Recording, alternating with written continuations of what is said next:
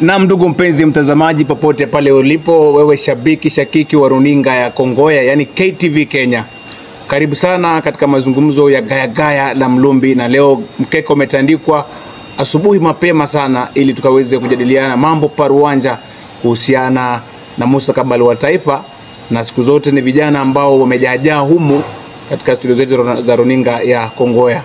Na kama ilivyo ada, siku zote nasema kwamba mimi ni tajiri wa furaha na maskini wa huzuni, lakini leo ni tofauti sana.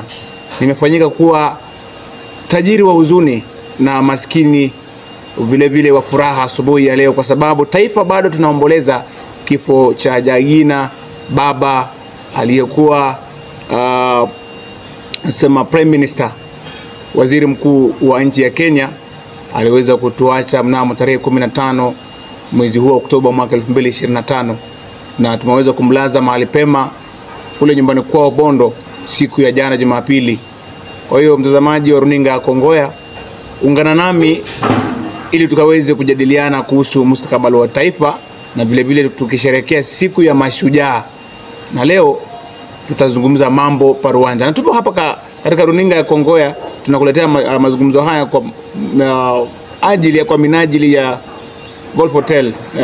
Ni hoteli ambayo imepika viwango, imekwenda hatua. Basi mambo kama hayo, bila kupoteza muda, na unaweza kutizama unasema kaka Mlumbi, leo unazungumza kwa kuweza kusitasita, kwa kukokoteza maneno. Sio kwa kupenda kwangu, lakini ni kwa sababu tupo katika hali ya kuomboleza. Kwa hiyo basi, kwa makadara yake jalia nitangaze kwamba madhabahu ya samani, sio madhabahu ni Gaya la Mlumbi Gaya la Mlumbi lipo tayari, yani mkeka umetandikwa ili tukaweze kuzungumza kuhusiana na mustakabali wa nchi na mashujaa wetu siku ya leo.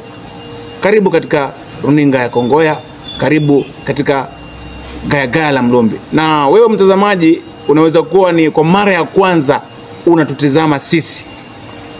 Ombi langu ni kwamba ukaweze kuungana nasi kwa kusubscribe kwa channel yetu, uweze kusubscribe, ulike vile vile, na ubonyeze kale kakengele pale ili wakati wote tunaingia hewani wewe upo na sisi, ili tufanyike wana familia kubwa ya runinga ya Kongoya. Tupo hapa.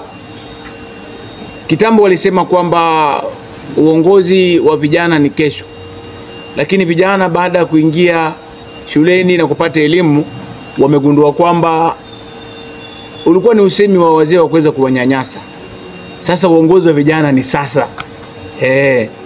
Na kama sio sasa ni sasa hivi.